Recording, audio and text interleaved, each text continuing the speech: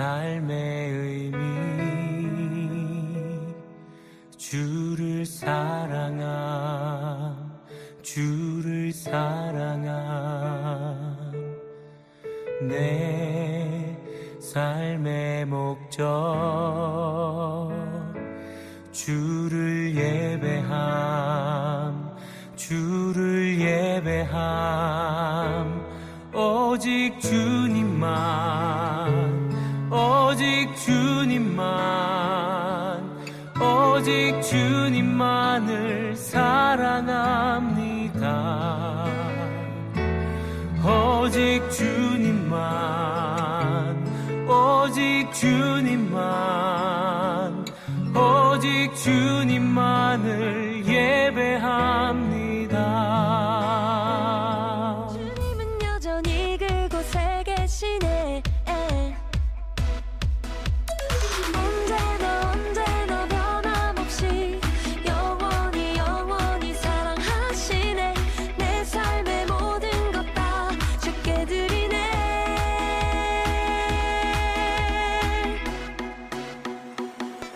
You still love me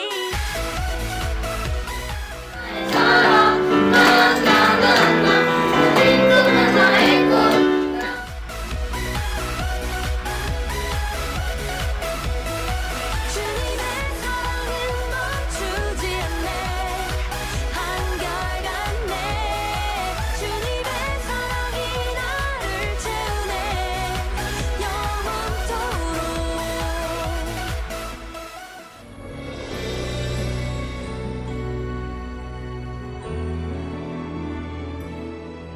거절할 수 없는 주의 부르심 속에 내 교통하심이 오늘 이 자리에 계신 모든 분들 위해 영원토록 함께할지어다.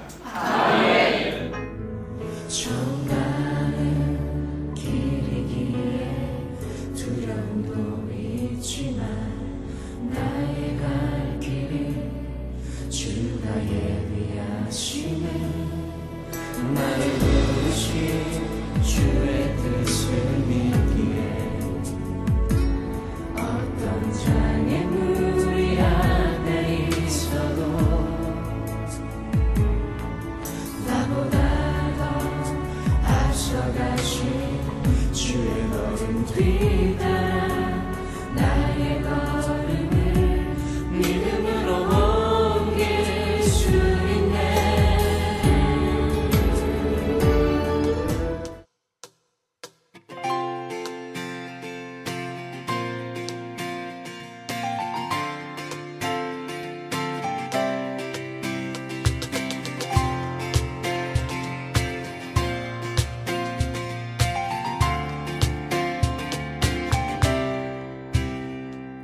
나는 노래하네 자유케 하신 주의 사랑 모든 것을 내어주시고 우리를 구하셨네 나는 노래하네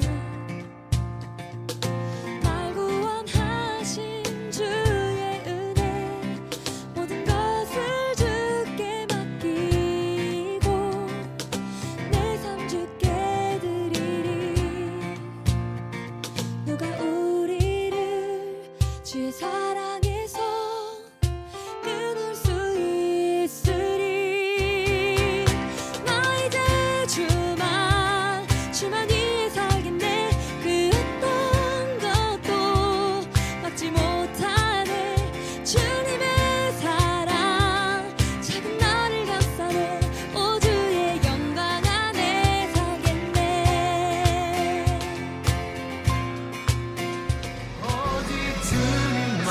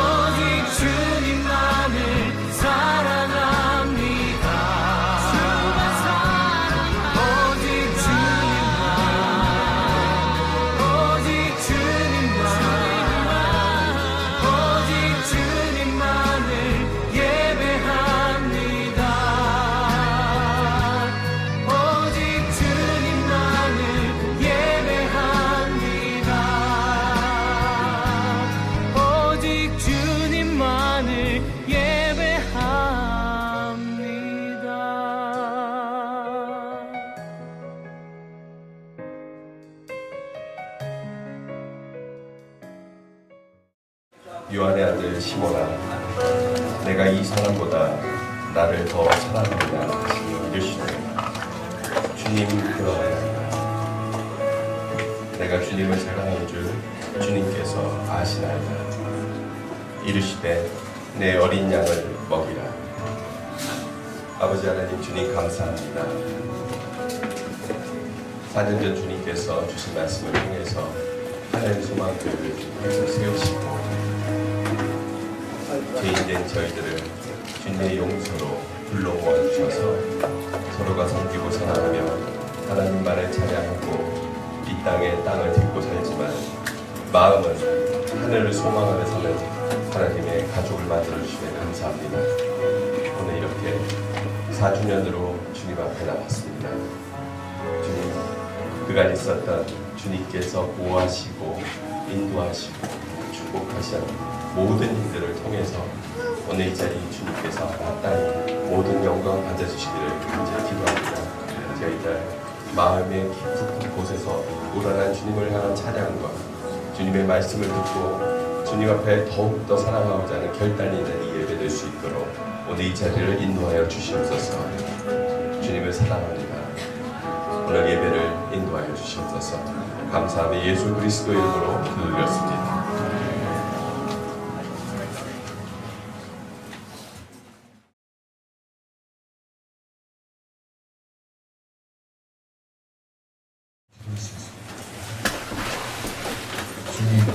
주님의 피로 사신 교회,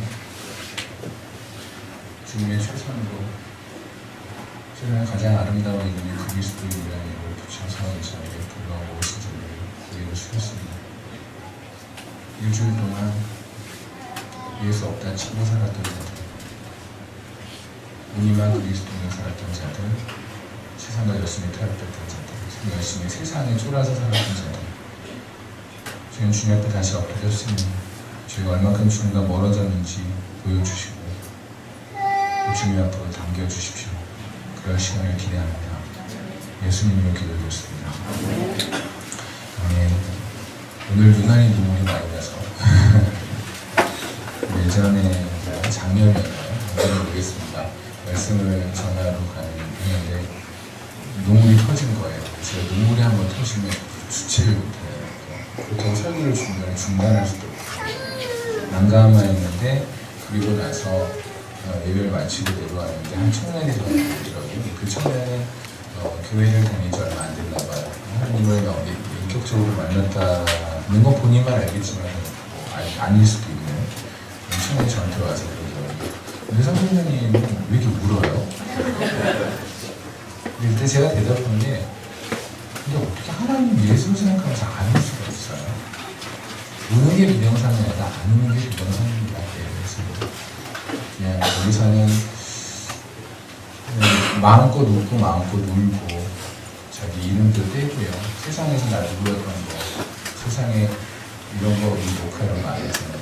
그냥 기록해서 세상에서 말하는 가오라는 거 있잖아요. 너무 높고요. 여기서는 딱 한 명, 예수 아니었으면 죽었을 자들, 예수 심장으로 사랑하는 자들, 그거 하나만 가지고 여기 섰으면 좋겠고요. 조금 전에 아이들이 보니까 너무 예쁘잖아요. 그죠? 가만히 보니까 나이가 들면 들수록 덜 움직이더라고요. 그죠? 애들이 어리면 어릴수록 막 움직이는, 나이가 들면 들수록 애들이 뭔가를 의식을 하는, 우리하고 비슷하다는 생각이 들었어요. 우리가 찬양할 때 할렐루야라고 하잖아요. 저도 매일 했을 때 항상 할렐루야라는 걸 앞에 붙이는데 간혹 그런 생각을 해요. 내가 습관적으로 할렐루야를 붙이는 거 아닌가? 찬양하지도 않으면서 그런 걸 생각하기 위해서 덧붙이기도 합니다. 근데 할렐루야를 할 때 할렐이라는 단어가 그게 찬양이라는 거거든요. 야라는 게 야훼를 뜻해서 하나님을 거예요. 그래서 하나님을 찬양합니다. 그래서 할렐루야가 되는데, 이 할렐이라는 단어가 원래는 아이들이 막 몸짓하는 거 있잖아요. 엄마 앞에서 재롱 부르고 이런 걸 할렐루야라고 그래요. 그걸 어디서 보여주는 게 있냐면 다윗이 춤을 출 때 보여주는 게 있어요. 역대상 16장을 잠깐 보면 되나요?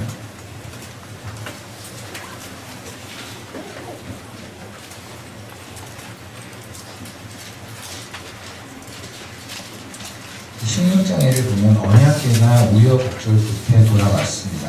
언약궤가 오는 과정에 못살아는 사람이 괜히 만지지 말라는 언약궤 만졌다가 하나님한테 벌을 받고요. 그리고 언약궤가 우여곡절기에 왔을 때 그때 4절에 보면 또 레위 사람을 세운 언약궤 다윗이 하는 겁니다. 레위 사람을 세워 언약궤 여호와의 궤 앞에서 섬기며 이스라엘 하나님 여호와를 칭송하고 감사하며 찬양하게 하였으니 이러잖아요. 이때 이 찬양이 할렐루야예요. 그리고 우리가 다윗이 언약궤 와서 춤을 막 췄을 때 아내가 뭐야 채통 없이 왜 그래? 라고 했을 때 그때 그 춤을 추는 모습이 또 할렐루야입니다. 그러니까 우리가 할렐루야 하면서 찬양하는 것은 여기서 가지고 있는 소위 세상적 바울을 내려놔야 돼요. 그걸 가지고는 하나님을 찬양할 수가 없어요. 그러니까 제가 오늘 오다가 차에서 목사님께도 이제 잠깐 농담 비슷하게 얘기를 했는데 사실 교회에 있는 사람들은 화장실에 있는 사람들과 비슷해요. 상태가. 화장실에 왔으면 뭔가 하러 온 거잖아요. 아니요. 화장실에 공부하러 오거나 이런 건 아니잖아요. 화장실 다 볼일을 보러 왔을 거예요. 그게 뭐 큰 거든 작은 거든 볼일을 보러 왔겠죠. 근데 전부 다 화장실 와서 볼일을 보고 나서 전혀 볼일을 보지 않은 척 하죠. 본인들이 그런다고요.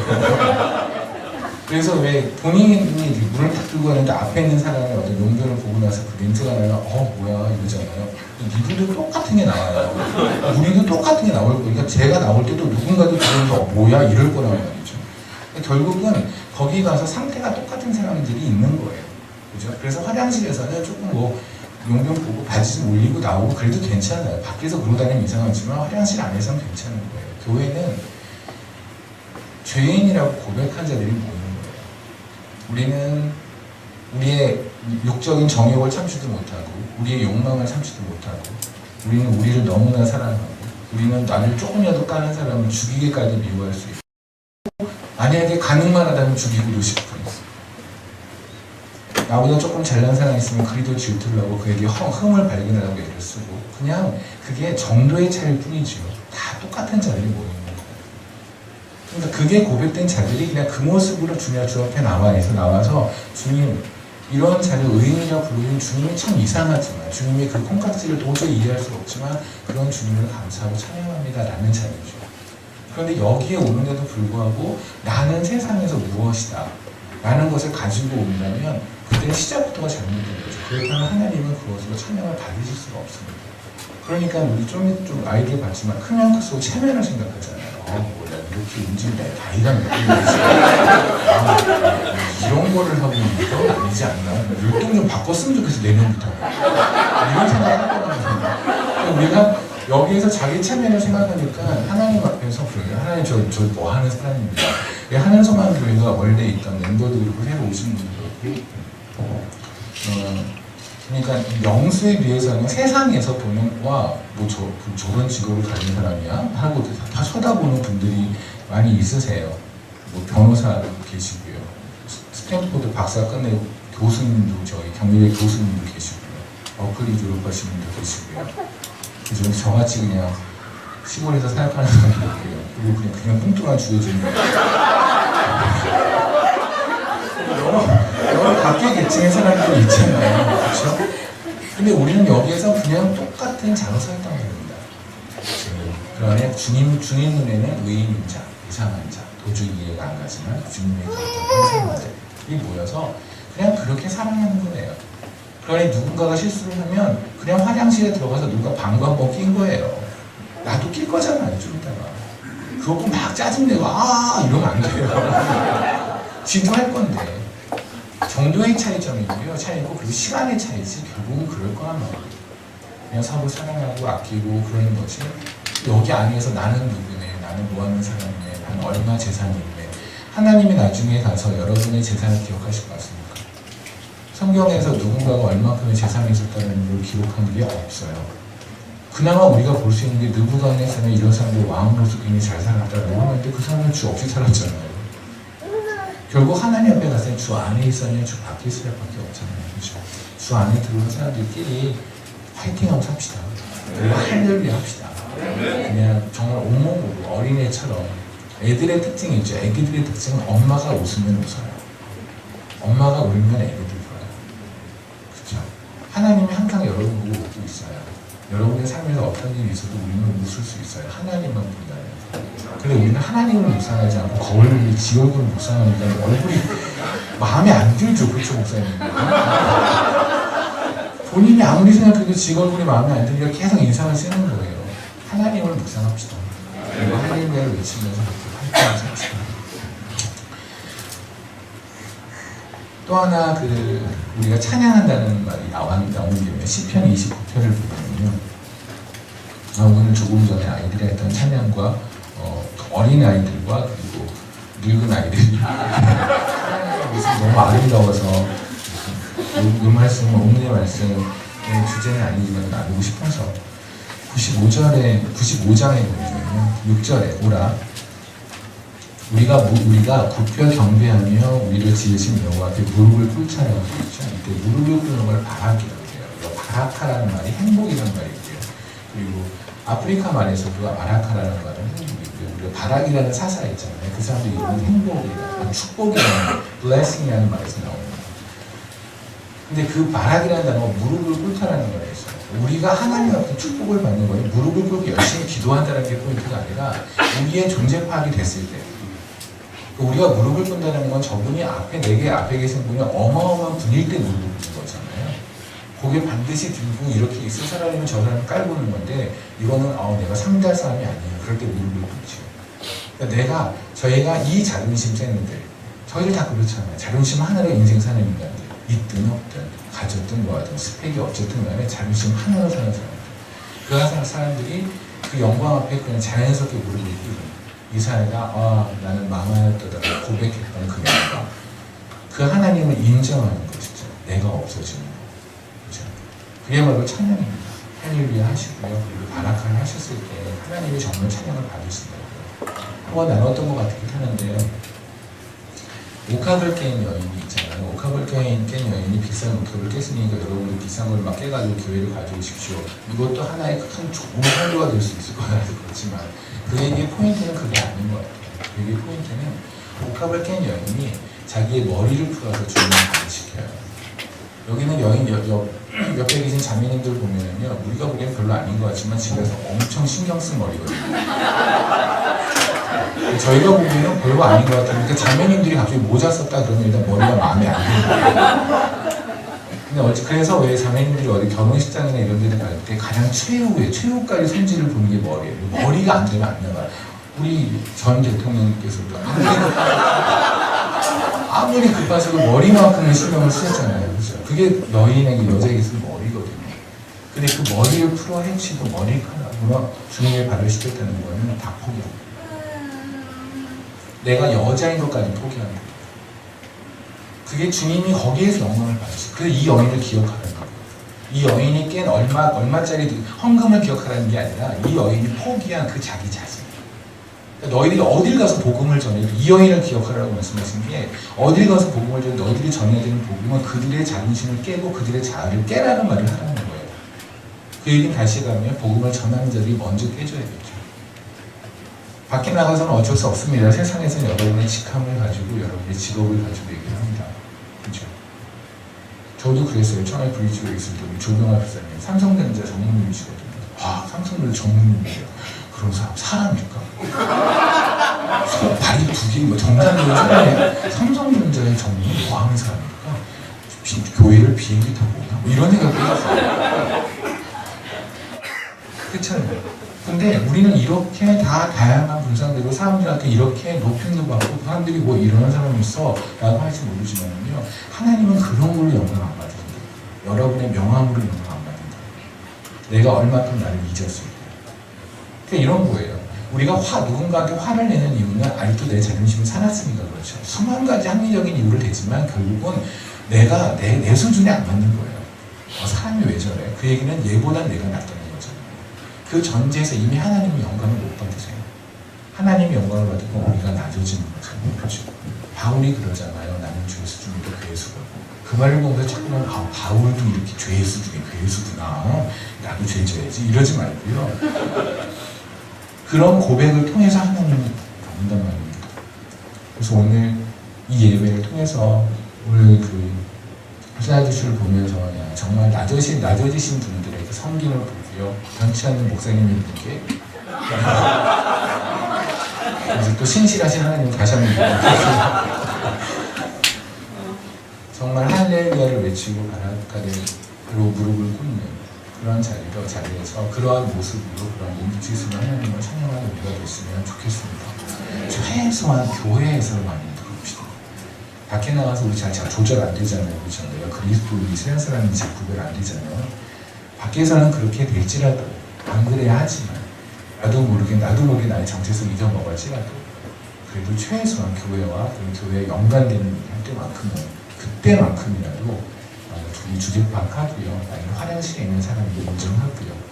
똑같이 교도소 안에서 제일 유치한 게 뭘까요? 교도소에 제일 유치한 게 자기 옛날에 뭐 했다는 사람 있잖아. 어차피 다 죄수들인데 좀 유치하지 않아요? 똑같아요. 다 죄인들이잖아요. 죄인들이 여기 들어오기 바로 직전까지 뭐 했던 사람이야. 그거 명함 갖고 들어오면 정말 유치한 거예요. 부끄럽고요. 그러지 맙시다. 그러니 세상에서 기독교인들이 누리는 거예요. 쟤네들은 지네가 죄인이는데 전혀 죄인같이 안 보여요. 하는 짓을 보면 그렇게 정죄를 하고 서로 뭐 까하고 욕하는 걸 보면 그게 아니야. 사단이 없는다. 우리가 정말 고백한 것이 진정한 고백이 될 때 이 말씀도 우리의 심령에 들어올 것이고 그리고 하나님의 은혜가 지금 정말 일하실 거라고 믿습니다. 예배를 오기 전에 우리가 해야 되는 것은 심령을 가다듬는 거죠. 다시 한번 심령의 가난함을 확인하고 가난을 전야하고 그리고 주님 앞에 엎드려야 되죠. 그런데 오늘만 생각해 봅시다. 솔직하게 오늘 아침에 일어나서 교회 오는 데까지 여러분은 외모에 신경 썼습니까? 안을 신경 썼습니까? 일어나서 지금까지 계속해서 무슨 옷을 입을까? 화장을 어떻게 하면 화장 우리 눈이 이렇게 잘 잘못돼. 이거 하고 있고 그리고 이거링을 몇 개 바꿔보고 그래서 옷을 개조해보고 평소는 못 쓸까를 고민해보고 여러 가지를 했지만 정말로 주님 앞에 오기 전에 내 마음은 하나님은 영이시라 영을 보는데 나는 하나님 앞에 영으로 엎드려서 주님 제가 또 이렇게 살았네요. 그런데 이런 주제에 주님 보러 가네요. 말도 안 되는데 가도 될까요? 라고 한 번쯤 물어보는 시간이 있었나. 그 시간도 없이 그냥 아침에 일어났는데 주일이니까 예쁘게 옷 입고 오늘 뭐뭐 해야 되지? 그 생각하고 왔나. 그걸 다시 한번 고민하면서 만약에 그런 과정이 없었다면 지금 이 시간에도 서울이라도 기도하시며 이렇게 하셔야 될 것 같아요. 그래야 말씀이 들어오지 않겠어요. 그래야 하나님께서 내가 너를 봤다라고 하지 않겠어요. 나중에 끝까지 이렇게 살다가 우리 만약에 막 살다가 나중에 주님 만났는데 주님 모른다면 어떻게 해요? 우기기만 50년 동안 교회 있을 때 우겨봤자 무슨 소용이에요. 그렇죠? 그리스도인 신자로서 이 예배가 하나님 앞에 제대로 연락되기를 소망합니다. 예, 어제 우리는 요한복음 1장 말씀을 통해서 새로 요한에 대한 얘기를 나눴고 그리고 요한복음 첫 번째 나오는 기적, 물을 포도주로 바꾸는 기적에 대해서 나눴습니다. 물을 포도주로 바꾸는 기적은 단순히 물을 포도주로 바꿔서 하나님 예수님께서 임기응변에 참 강하신 예수님께서 포도주가 필요할 때 잽싸게 물을 포도주로 바꿨다가 아니라 7가지 기적을 통해서 주님께서 말씀하신 것은 모든 기적을 통해서 내가 예수 그리스도라는 내가 메시아라는 내가 하나님이라는 메시지를 전해주는 게 포인트라고 했죠. 그래서 그것은 제가 하는 말이 아니라 제 생각이 아니라 요한복음 20장에 보면 요한이 우리에게 말하고 있는 바라고 말씀을 드렸습니다. 다시 말씀드리면 예수님께서 수많은 기적을 행하셨어요. 그런데 사도 요한은 딱 7가지 기적을 기록해놨거든요. 사람이 궁금하죠. 왜 그 많은 기적을 다 했는데 왜 요한이 7개만 적었을까? 그래서 당연히 궁금할 거를 하나님은 아시잖아요. 그렇죠? 인간이 어떻게 할지 알거든요. 그래서 하나님께서 미리 대답을 하십니다. 이게 요한복음 20장 30절입니다. 자, 다시 읽겠습니다. 예수께서 제자들 앞에서 이 책에 기록되지 아니한 다른 표도 많이 행하였으나 안다는 얘기죠. 7가지 외에도 수많은 게 있는 걸 아는데 오직 이것을 기록하면 너희로 예수께서 하나님의 아들 그리스도이심을 믿게 하려 함이요 또 너희로 믿고 그 이름을 힘입어 생명을 얻게 하려 함이니라. 아멘. 그러니까 각각의 기적을 통해서 하나님은 뭘 말씀하시는 거냐면 예수는 그리스도다. 그는 하나님의 아들임을 증명해 내시겠다는 거예요.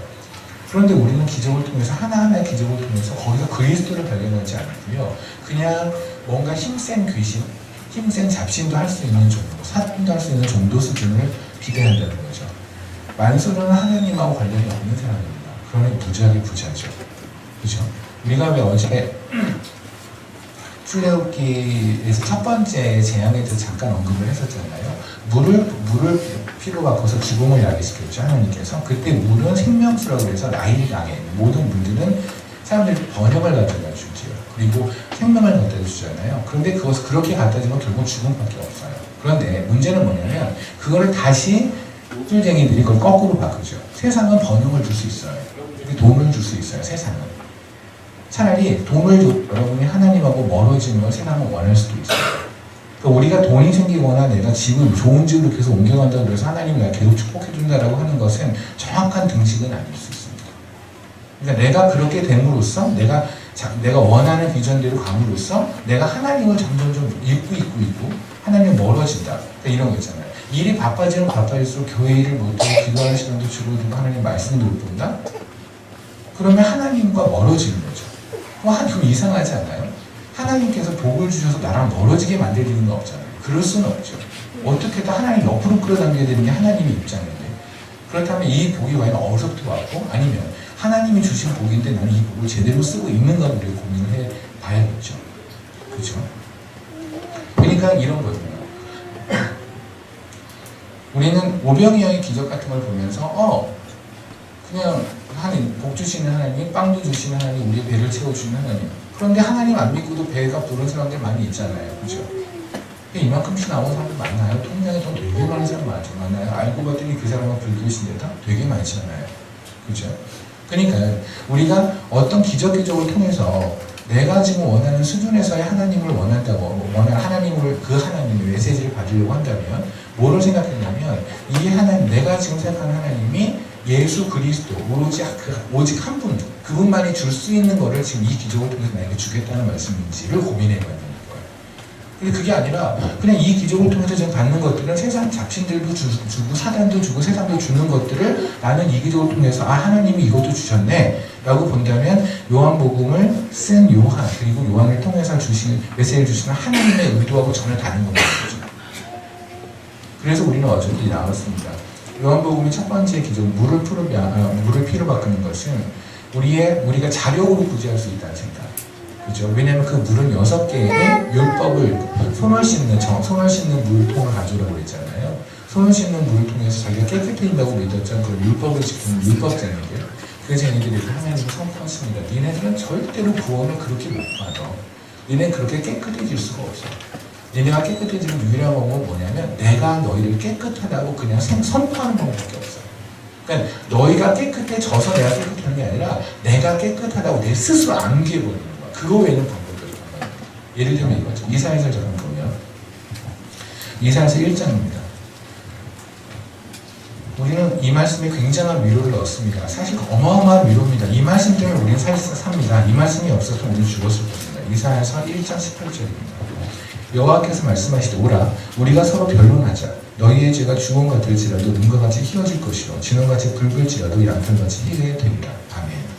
우리는 수많은 죄를 짓지만 이 말씀 하나에 의지해서 주님께서 우리의 죄를 깨끗하게 해주신다라는 걸 믿고 사는 거예요. 그렇죠? 그런데 정말 감사하고 정말 위로가 되는 말씀이지만 동시에 우리는 여기서 하나님의 눈물을 봐야 돼요. 왠지 아십니까? 하나님이 망각 호르몬이 있다고 생각하세요. 하나님은 망각 호르몬이 없어요.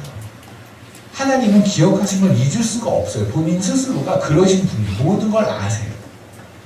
모든 걸 아시는 분이 스스로 기억을 지울 수 있다고요. 우리가 뭐 컴퓨터에서 뭐 세팅 다시 하고 리셋하는 것처럼 다 밀어버릴 수 있다고. 천만에 그러실 수가 없어요. 하나님은. 그런데 하나님께서 뭐랬냐면 내가 너희들의 죄를 다 기억지 아니하리라고 그러죠. 그 얘기는 뭐냐면 스스로 하지 않게끔 내가 스스로 암기하겠다는 얘기지 하나님의 머리로 지워진 건 아니에요. 하나님에게 나쁜 기억은 쌓여 있어요. 우리가 지은 수많은 죄들의 기억은 쌓여 있는데 우리 앞에 티를 내지 않겠다는 얘기예요. 제 예를 들면 이런 게 있습니다. 참 슬픈 과거인데 어렸을 때니까 그럴 수도 있다고 생각하지만 생각하면 저희 어머니, 돌아가신 어머니에게 죄송했던 거거든요. 제가 어렸을 때 지금은 뭐 이제 다 삼형제가 다 커서 지금 늙은 나이가 돼가고 있는데 지금 뭐 형들도 나름 이렇게 뭐 인터넷으로 치면 와 이 사람이었어? 이런 사람들도 세상에서 예수가 없기 때문에 소용은 없지만 어쨌든 그냥 세상에서 보기 이런 사람으로 다 됐고요. 이렇게 살고 있습니다. 있지만 어렸을 때 저희 집은 어펜더가 되게 심했어요. 그러니까 잘 살 때도 있는데 어느 날 아버지께서 여기서부터 망했다. 그러면 갑자기 집을 확 옮겨둔 그런 가정이죠. 그런 집이었어요. 그래서 근데 그때 다운됐을 때 시간이 길었었어요. 그래서 저희 어머님이 행상을 하셨어요. 네, 주변에 있는 어떤 그 분식 같은 거 있잖아요. 튀김 이런 거를 주변에서 받아서 행상을 돌아다니면서 다라이라고 하는 거 읽고 이렇게 행상을 하셨어요. 근데 제가 학교 다닐 때 중학교 때 엄마를 만난 거예요. 길에서 제 친구랑 가는데 너무 창피한 거예요. 그래서 제가 엄마는 저한테 힘나라고 불렀고 저는 네 그랬는데 제 옆에 내가 물어보는데 엄마야? 제가 아니 이모야. 그게 어머니한테 얼마나 아픔이었겠습니까? 엄마가 들었어요 여기서. 그리고 엄마가 그냥 갔어. 그리고 갔어요. 저는 집에 들어왔는데 집에 들어가기가 싫은 거예요. 내가 미쳤어. 근데 집에 들어가기 너무 무서워. 엄마한테 혼날까 봐. 근데 얘기를 안 하시는 거예요. 전혀 얘기를 안 하시다가 제가 결혼하고 나서 저한테 그러더라고요. 너희 자식이 속썩이거나 그래도 이해해라. 그리고 그때 일을 잠깐 꺼내시더라고요. 너도 옛날에 그랬잖아. 애들은 다 그래. 우리가 말하는 그런 존재들이에요. 그렇지 않습니까? 우리 맨날 하나님 부르잖아요. 어떨 때 하나님 주머니 넣잖아요. 예수를 창피해요. 어디 가서 예수 이름을 드러내면 내 사업성을 뭐로 까일까봐 예수 이름 집어넣지 않나요? 제가 저희 어머님 이모라고 그러잖아요. 근데 저희 어머니도 기억하셨단 말입니다. 하나님 기억 안 하실 것 같아요? 기억하세요. 여러분들이 우리가 하나님 예수 이름 부인했던 그 순간 모든 걸 다 기억하세요. 그런데 주님은 이렇게 하시는 거예요. 내가 기억하지 않는 척 하는 거예요. 그걸 내가 너희를 기억하지 않겠다고 말했기 때문에 내가 또 다시는 언급하지 않겠다. 우리가 나중에 주님을 만났을 때 너 그때 2017년 그달 며칠에 뭐 했다고 이라고 말씀 안 하신다고. 그냥 우리에게 입혀주신 그 그리스도의 옷으로만 의인이라고 받아주시겠다. 우리가 깨끗해지는 방법은 우리가 지은 죄를 하나씩 때를 밀어가지고 될 일이 아니란 말입니다.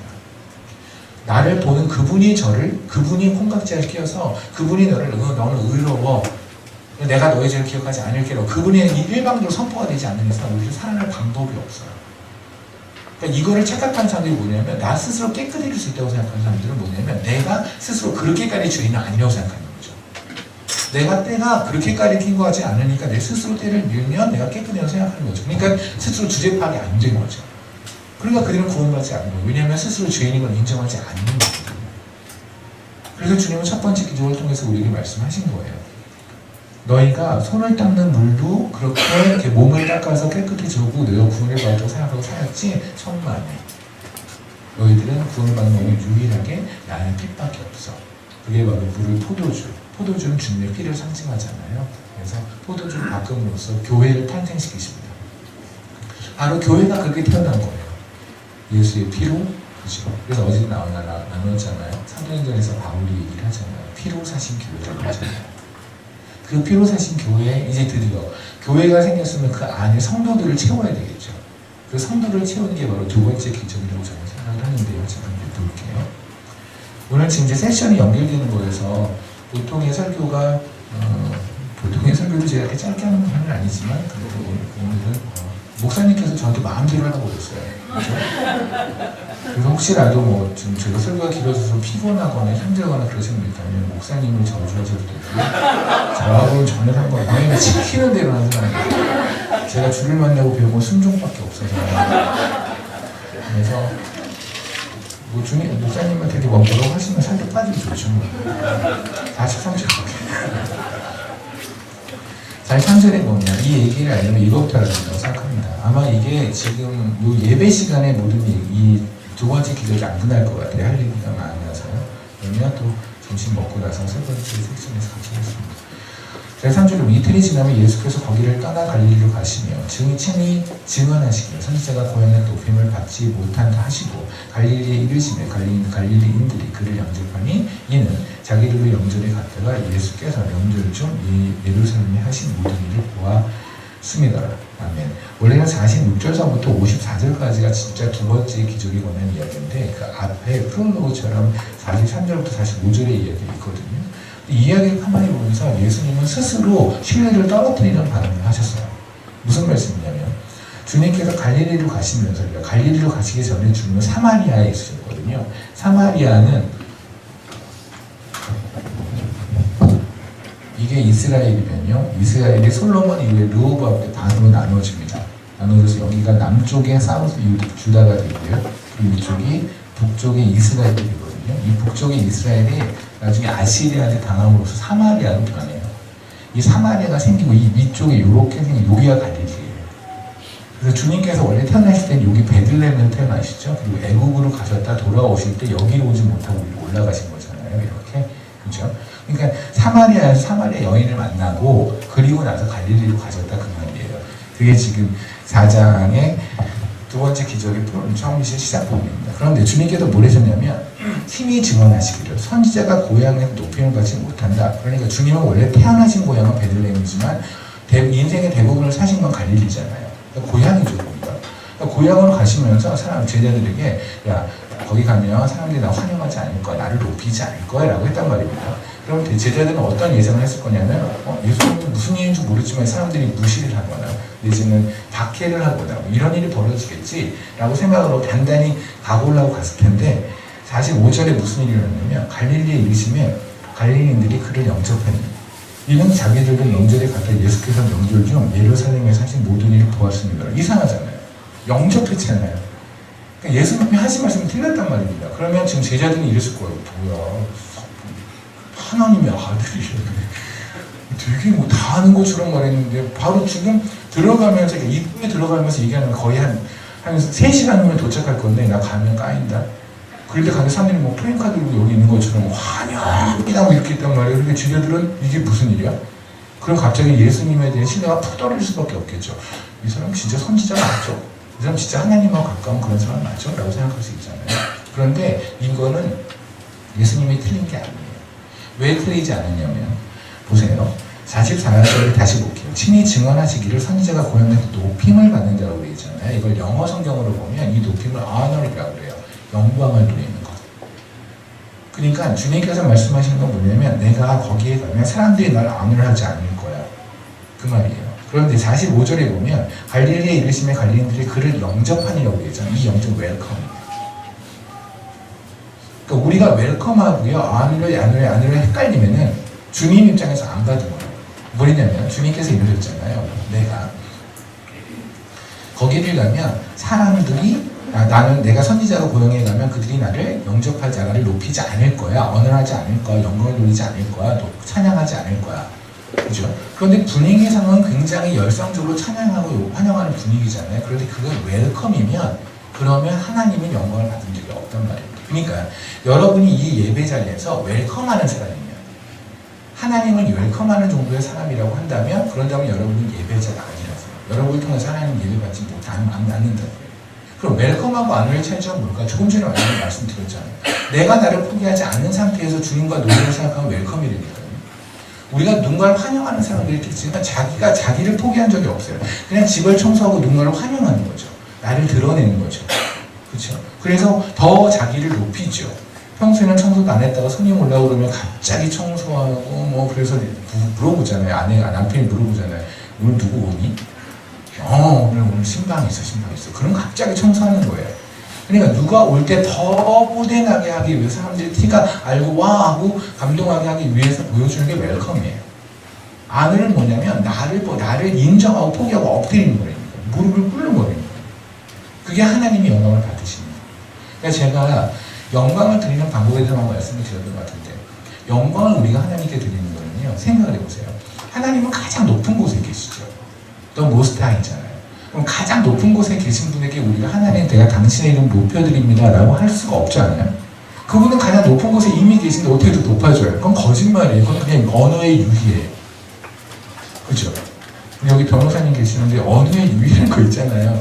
똑같은 말인데 이렇게 하면 뭔가 좀 다르게 느껴지는 그런 거. 그렇지 않아요?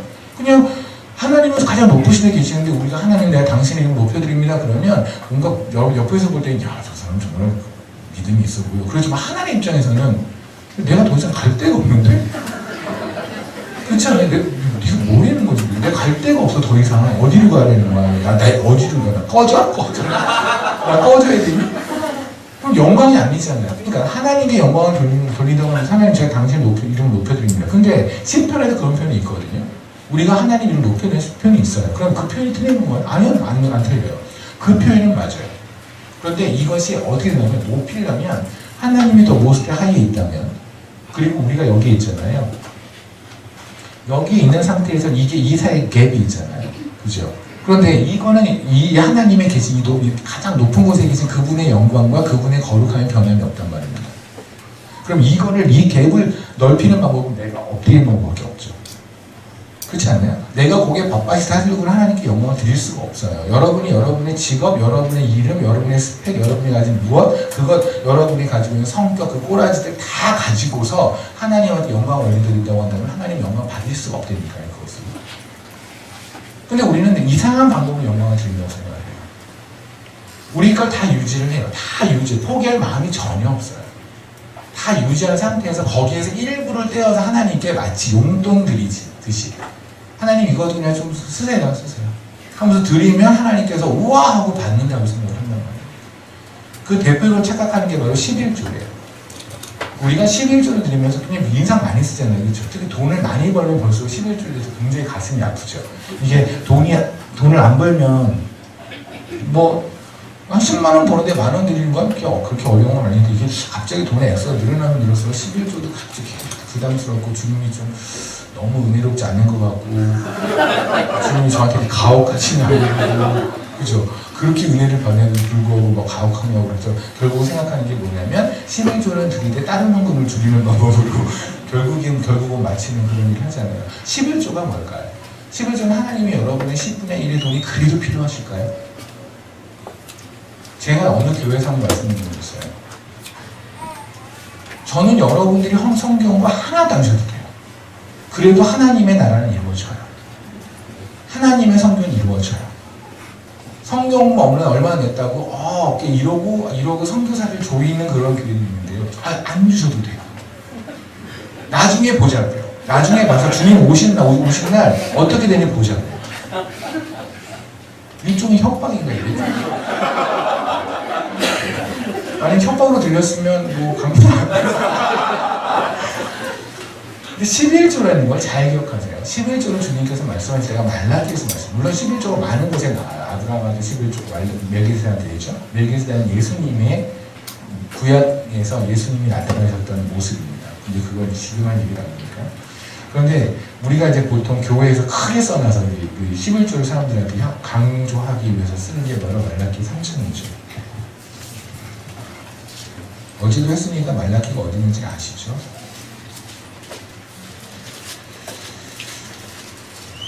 이 말라기 3장입니다. 3장의 7절서부터 제가 잠깐 볼게요. 만군의 여호와가 이르노라 너희 주상들의 날부터 너희가 나의 규례를 떠나 지키지 아니하도다. 그런즉 내게로 돌아오라. 그리하면 나도 너희에게로 돌아가리라 하더니 너희가 이르기를 우리가 어떻게 하여야 돌아가니까 하느니라. 사람이 어찌 하나님의 것을 도둑질하겠느냐. 그러나 너희는 나의 것을 도둑질하고도 말하기를 우리가 어떻게 주의 것을 도둑질하였나이까 하는도다. 이는 곧 11조의 봉헌입니다. 너희 곧 온 나라가 나의 것을 도둑질하였으므로 너희가 저주를 받았느니라. 만군의 여호와 이르노라 너희의 온전한 11조를 창고에 들여 나의 집에 양식이 있게 하고 그것을 나를 시험하여 내가 하늘 문을 열고 너희에게 복을 쌓을 것이 없도록 붙지 아니하나 보라. 아멘. 이거 굉장히 이제 희망의 거죠. 그렇죠? 그래서 11조를 내면 주님께서 일단 뭐 더블 정도는 최소한 하시고 딱딱을 치실 수도 있고 뭐 그래서 한테 좋거나 내지는 기분을 아주 업되시면 팍 부어서 우리 설탕 잘못 쏟듯이 팍 쏟아가지고 주님께서 복 확 주시지 않을까라는 생각을 가지고 11조를 하는 경우가 여기는 한 번도 없으신 걸 알지만 간혹가다 나올 수 있거든요. 가증스러운 걸 그런 한 번도 그래 본 적 없는 사람들 우리 이러지 맙시다. 그래서 다 솔직해지기로 했잖아요. 과연 11조는 그런 걸까요?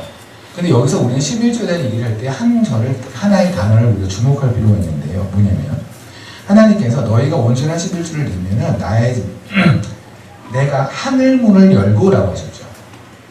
그렇죠? 하늘문을 열고 이게 여러분이 생각할 때 굉장히 추상적인 표현이라든가 시적인 표현 같이 들릴 수 있는데요. 사실은 하늘문이라고 존재했던 문이에요. 하늘문은 두 번이 나옵니다. 성경에서. 한 번은 언제냐면 노아의 홍수 때 등장해요. 잠깐 볼까요? 창세기를 잠깐 보시면 창세기 때 노아에게 하나님께서는 그가 의인이라는 이유 하나 때문에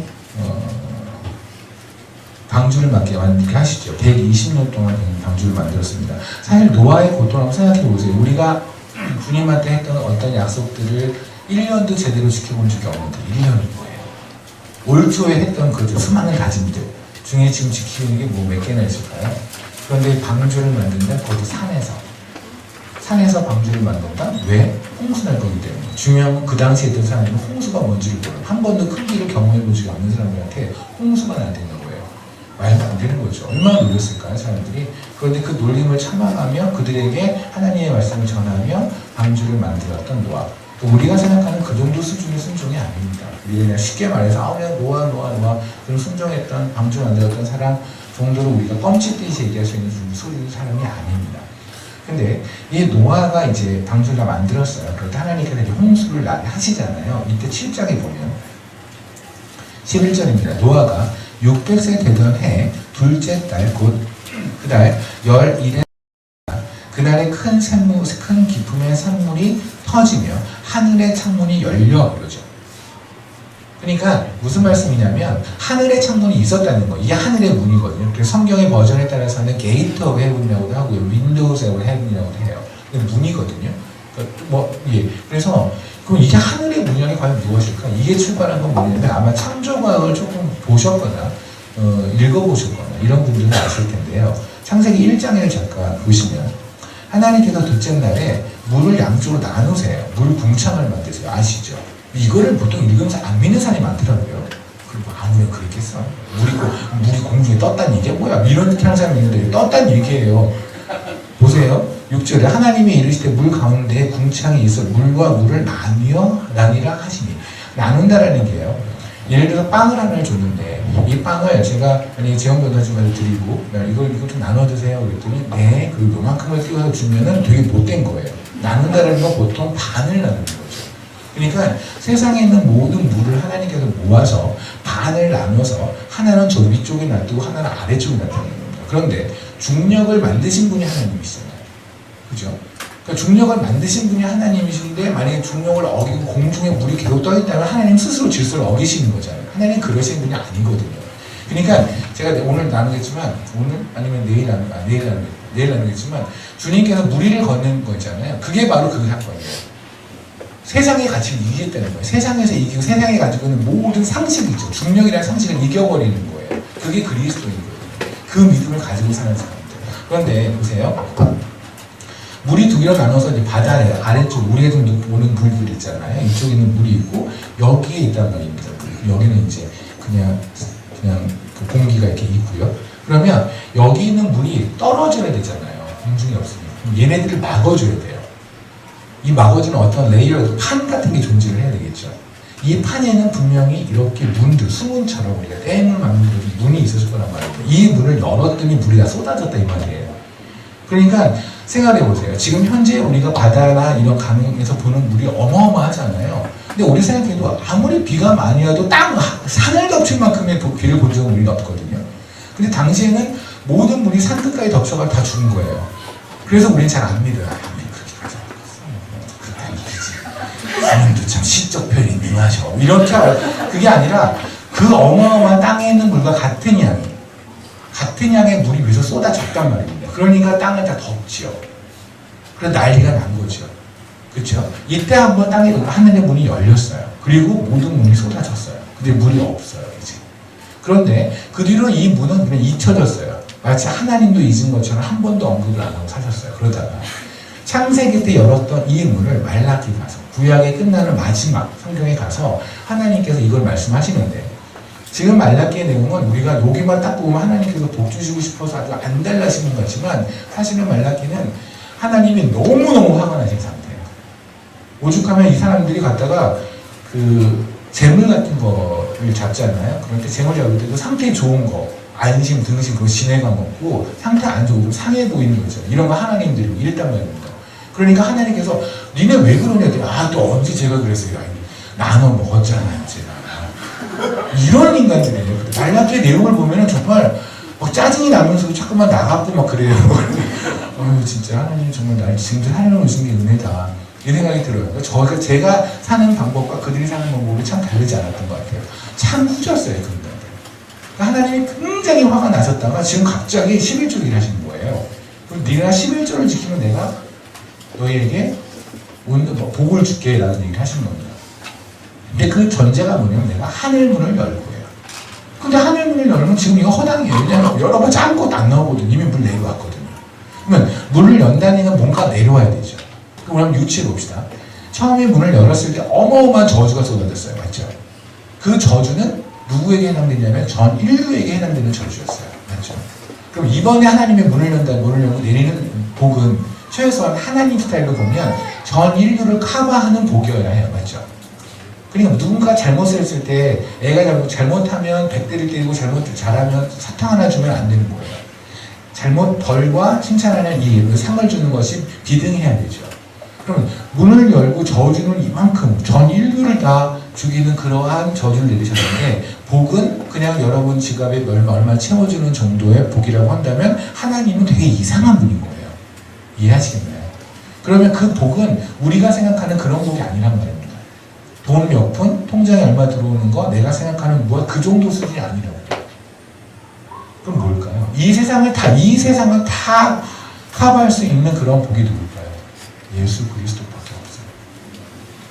주님께서 지금 말라기를 닫으시면서 구약을 닫으시면서 예수 그리스도를 예정하시고요. 그리고 마태복음에서 다시 400년 있다가 예수님을 주시잖아요. 그렇죠? 11조는 뭐냐면 우리가 11조를 드리니까 예수님을 다 준다는 얘기가 아니에요. 당연해요. 주님이 말씀을 헷갈리지 마세요. 너희가 잘하면 내가 이걸 해줄게 라는 건 주님이 계속 거래를 하겠다는 얘기가 아니에요. 그거는 우리에게 주는 어떤 그냥 희망이지 사실은 뭐냐면 주님은 우리에게 모든 복을 주시기로 다 결정하셨고 이미 주셨잖아요. 여러분 예수를 가지고 있잖아요. 그렇죠? 그럼 예수를 받은 자가 마땅히 줘야 되는 게 뭐냐는 거예요. 주님이 자신의 온몸을 던져서 우리를 살리셨다면 우리도 그분에게 온몸을 던지는 게 맞아요. 근데 그 던지신 분이 하나님이에요. 우리 기껏 해봤자 뭡니까? 여기서 기껏 해봤자 상영의 교수 아니에요? 그렇지 않아요? 기껏 해봤자 여기도 변호사 아니에요? 기껏 해봤자 의사고 기껏 해봤자 누구 아니에요? 세상에서 기껏 잘났다는 사람 몇 명 아니에요? 그 사람들 여러분들과 하나님과 비교하면 뭐예요? 아무것도 아니에요 우리. 마치 우리 비행기 탔을 때 저 밑에 가면 안 보이잖아요. 아마 다 느껴봤을걸요? 비행기 창문 통해서 이렇게 보면서 아유 인생 아무것도 아니다 이런 생각 한 번도 안 해봤어요? 아이고 저기에서 그냥 그렇게 아들바둥 살았어 내가 이러고 있잖아요. 하나님 보시기에 그놈들이더라고 우리가. 여기에 그냥 그놈들끼리 지금 싸우는 거예요. 머리 큰 김이 머리 작은 김이하고 싸우고 뚱뚱한 김이 얄씬한 김하고 싸우고 등치만 하고 과자 부스러기 하나 지내가 자식들 가난하게 사네 그러고 가는 거고 그럼 여기는 애가 요만큼 된 애가 되게 열등감에 시달려 사는 그 정도라고요. 하나님 보시기에. 그렇죠? 하나님이 돌아가셨습니다. 다 던지고. 어제 말씀드렸잖아요. 그분은 뼈를 꺾지 않게 하기 위해서. 교회. 그분의 뼈인 교회를 꺾지 사단한테 넘겨주지 않기 위해서 그분이 십자가에서 모든 피를 다 쏟으셨어요. 그래서 십자가에서 죽으심으로 뼈를 꺾지 않게 하셨어요. 그렇게 해서 우리를 불렀어요. 그렇죠? 우리는 그렇게 받은 자예요. 그래서 우리는 다 드려야 옳아요. 그런데 하나님은 얼마나 은혜 놓으시냐면 여러분이 버는 재정이나 여러분이 가지고 있는 시간이나 여러분이 가지고 있는 모든 것들에서 전부를 요구하셔도 우리는 할 말 없어요. 맞죠? 할 말이 있나요? 영분들은 그래도 할 말이 있지 않을까요? 다 달리는 건 좀 그렇지 않을까요? 이렇게 생각하면 되는데 아니 생각해봅시다. 하나님께서 다 던져서 건져 우리를 살렸는데 그분께서 우리에게 다 달라고 요구를 할 말 없다니까요. 그런데 하나님께서는 하나님 전선 양보해서 너희들의 10분의 1을 너희 시간이든 그게 무엇이든 시간 하루에 너네가 24시간 있잖아. 24시간 중에서 한 2시간 반 정도 그 정도만 나를 생각해봐. 나랑 한번 만나보자. 대단한 거야. 그 정도를 하나님이 달라고 하는 거예요. 여러분이 가지고 있는 재정 중에 10분의 1을 그냥 내가 그걸 전부로 받을게. 네가 그걸 나한테 주면 내가 그걸 전부라고 생각할게. 전부 아니잖아요. 10분의 1이잖아요, 결국. 그런데도 불구하고 하나님은 그걸 전부를 받으시겠다는 거예요. 그게 은혜의 하나님이에요. 근데 우리는 11조만 보면 굉장히 인사스러워서 굳이 이 돈이 필요하실까? 왜 이런지 몰라. 아, 그럼 또 하나님 뭐 창조주시잖아요. 화폐를 만들어. 돈이 필요하시면 만들면 되지. 굳이 내 거를 달래시는 거죠. 하나님이 여러분하고 여러분들 뭘 얻겠다고 여러분하고 2시간, 여러분들 하루에 2시간씩을 꼭 달라고 할까요? 뭐 한다? 기껏 눈 엎드려서 우리 뭐 합니까?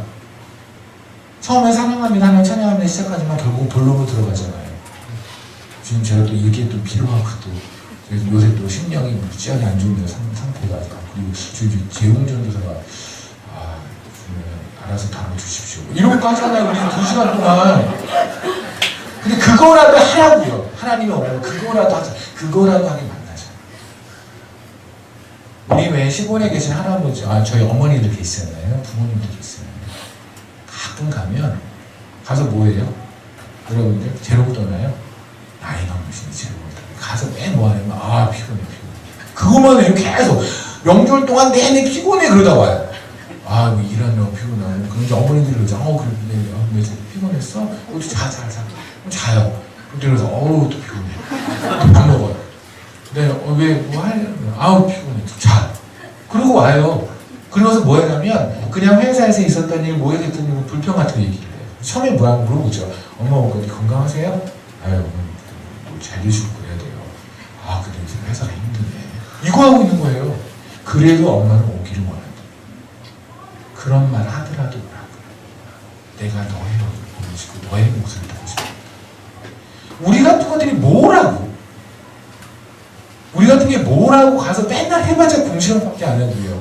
얼굴에 해봤자 밝은 얼굴 가볼 적도 없는데 맨날 인상 박박 쓰면서 주 앞에 가가지고 쓰레기 같은 것만 다 쏟아붓는데도 그래도 오라고요. 주님이. 그런데도 우리는 그 11조를 못 냅니다. 11조를 내면서 그리 더 인상을 씁니다. 그런 사람들을 우리는 웰컴한다고 얘기하는 거예요. 왜냐면 나는 여전히 나의 삶의 일을 마련하는 거잖아요. 난 나를 포기한 적이 없는 거죠. 그렇지 않아요? 다 달라고 한 분이 10분의 1을 달라고 했다면 정말 감사한 거고.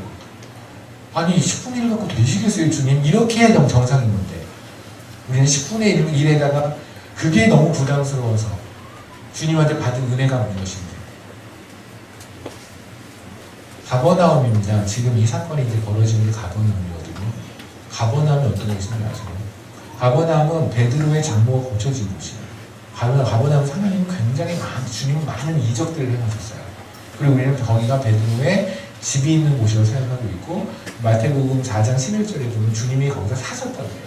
그러니까 주님이 보시기에 거기가 굉장히 편안한, 그러니까 가장 자기 수제자인 베드로가 있으니까 그러니까 성깔은 못해서도 이렇게 의리는 있으니까 주님이 원하시는 건 의리 좀 지키세요. 그래서 의리가 있고 그러니까 주님은 그냥 예수님이 편안하게 계셨다고 사셨다 그러거든요. 그런데 이 가버나움을 주님께서 8장까지 마태복음 8장까지 계속해서 가버나움에서 사역을 하세요. 그러다가 8장 이후로 가서 가버나움에서 이적을 행했다가 없어요. 아세요? 그리고 마태복음 11장에 보면 이렇게 나옵니다. 11장 23절입니다. 주님께서 이렇게 말씀합니다. 가버나움아 네가 하늘에까지 높아지겠느냐 음부에까지 낮아지리라. 내가 행한 모든 권능을 소돔에서 행하였다면 그 성이 오늘까지 있었으리. 우리 가버나움 아니는 겁니다. 주님의 5만 기적, 주님의 5만 은혜 다 받지 않았어요? 그분의 피를 받았잖아요. 그렇게 죄짓고 그렇게 못 살았는데도 불구하고 그분이 열심히 우리 사랑해 주셨잖아요. 지금도 그죠?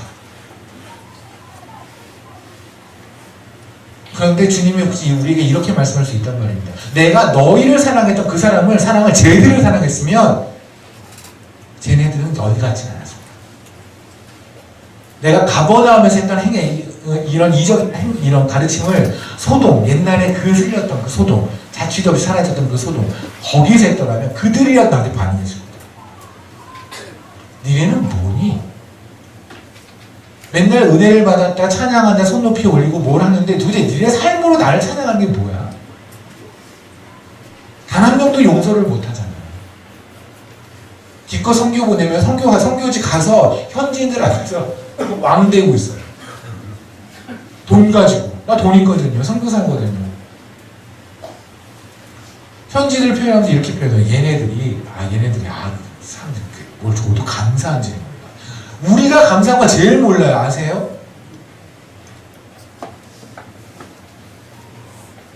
목회하라고 하면 살만 찌고 있어요. 아니 목사님 그래서 일단 살은 빼는 것이 설교를 들을 실족하지 않는 방법입니다.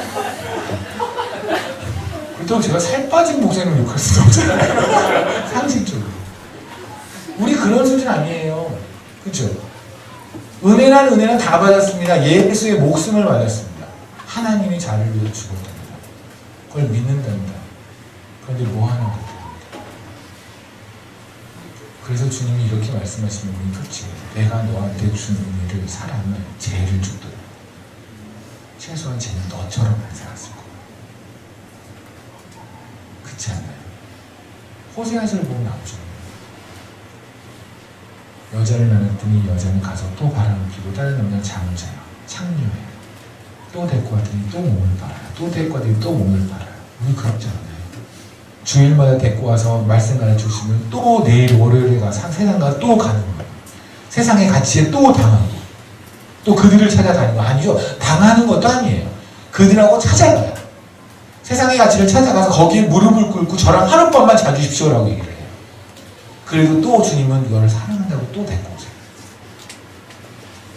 주님은 끝까지 그렇게 하실 주님을 믿습니다. 하지만 최소한 이 가버나움에게 했던 예수님의 외침이 우리에게도 이게 우리의 심령을 울려줘야 된다고 생각을 해요. 너무 죄송하잖아요. 우리 하나님께 너무 죄송하잖아요. 이러면 안 되죠. 하나님 우리에게 영광을 받아 마땅하십니다. 그런데 우리는 그분을 웰컴하고 만드니까요. 주님 감사합니다. 이거 주셔서 감사하고 저거 주셔서 감사하고 이것도 주시면 또 감사할 것 같고. 이때 갈릴리 사람들이 왜 주님을 웰컴했습니까? 거기 나오잖아요. 요한복음 4장 다시 보면 갈릴리인들이 그를 영접하니 이는 자기들도 명절에 갔다가 예수께서 명절 중 예루살렘에 하신 것을 하신 모든 일을 보았습니다. 받았으니까 뭔가 치유나 기적 이런 게 일어나는 걸 봤으니까 하나님 예수를 웰컴했다니까요. 우리가 진정한 사랑을 느낄 때는 아무것도 없을 때예요. 맞죠? 다 잃었을 때 내 주변에 남아있는 친구들. 주님의 한 분만으로 정말 족한다는 것이 찬양의 가사에서 끝이지 않았으면 좋겠습니다. 정말 주님으로 족해요. 여러분들이 지금 가지고 여기 있는 분들 중에 걱정 근심 없는 사람은 없어요. 세상은 여러분 그렇게 안 해주거든요. 여러분은 세상이 하는 유일한 방법은 두렵게 하는 거잖아요. 세상이 하는 제주는 그것밖에 없어요. 세상은 창조를 못해요.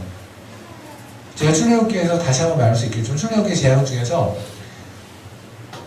흙의 먼지를 가지고 이로 만드는 게 있어요. 그 흙의 먼지가 왜 그런 줄 아세요?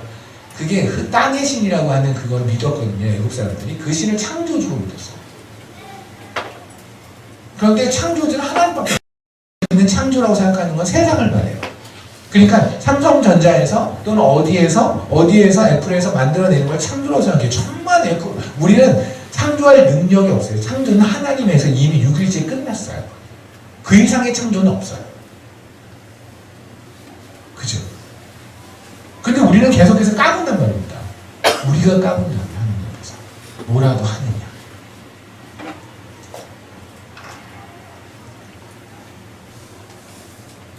하나님께서 하나님께 뭐를 받고 그래야 하나님을 찬양하는 자들, 그런 자들은 세상 사람도 해요. 맞죠? 혹시 부처를 진심으로 인격적으로 만나서 부처에게 아무것도 바라지 않고 그냥 부처에게 받는 마음만 받는 이런 스님 본 적 있나요? 저는 한 번도 못 봤어요. 그분들은 뭔가를 원해요. 하다못해 평온한 마음이라도 원해요. 근데 우리는 아무것도 원하지 않아요. 세상은 우리를 내버려두지 않아요. 우리는 항상 요동치는 물결을 놔둬요. 세상은 항상 그래요. 그래서 우리가 주를 잊게 만들어요. 그렇지만 우리의 성령님은 그러기 때문에 주를 찾게 만들어요. 우리의 삶은 괜찮아 그대로라니까요. 그런데 주를 보기에 주님이 주시는 무엇이 아니에요. 주님이 주시는 평온이 아니라니까요. 주님의 얼굴이 평온하기에 아기가 엄마의 얼굴을 보면 되듯 그분의 얼굴이 항상 평온하기에 나는 평온해지는 거예요. 내가 뭔가를 받아서 something from 우리는 항상 something from him잖아요. 그로부터 뭔가를 얻어야 좋잖아요. 그게 아니라 주님은 네가 나로 준 겁니다. 그들이 바로 주님을 honor하는 자입니다. 이름을 높이는 자들이에요. 그들이 바로 예배자.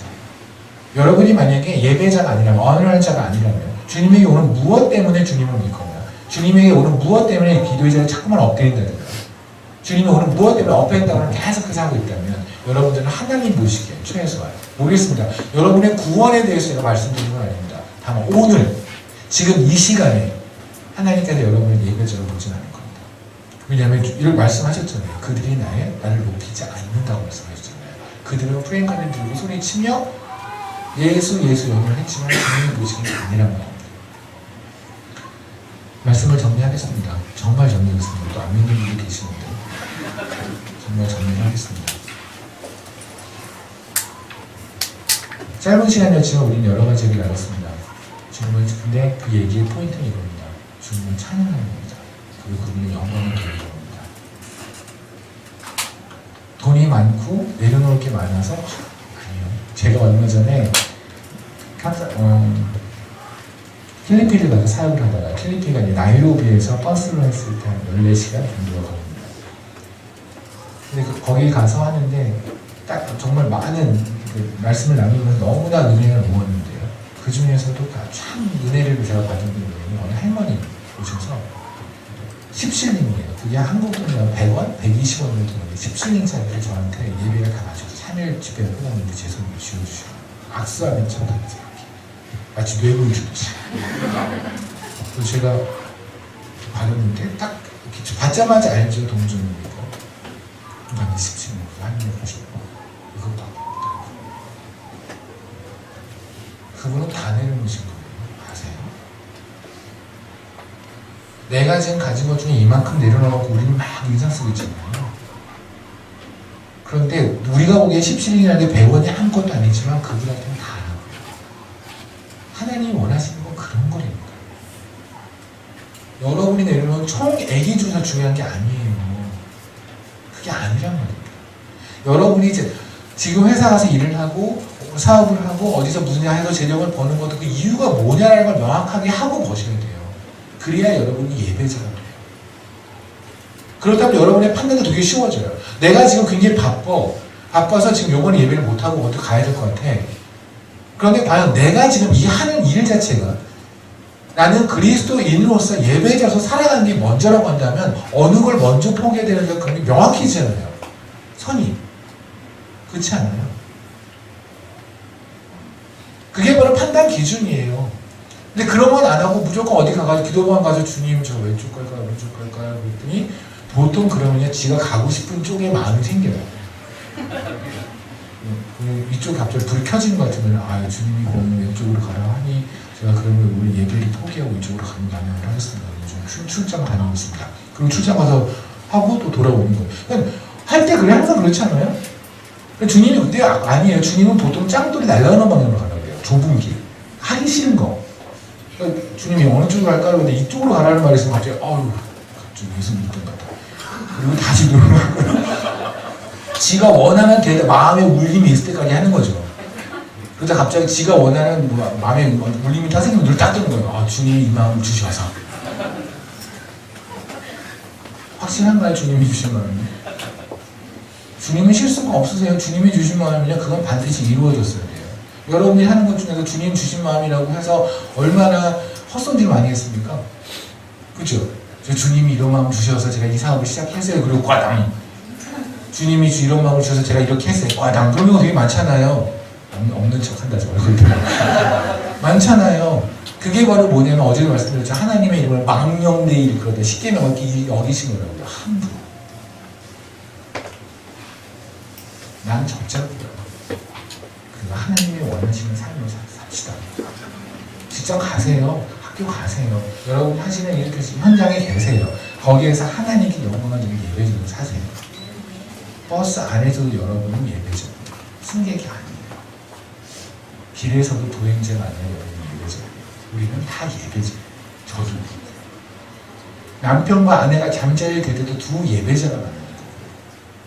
아빠가 아이를 혼낼 때도 예배자가 예배자를 부르는 거예요. 아니면 우리가 어떤 사람을 만날 때도 믿지 않는 사람이라면 예배자가 아닌 사람, 그리스도인이 아닌 사람을 만나서 그에게 예수를 전해야 돼요.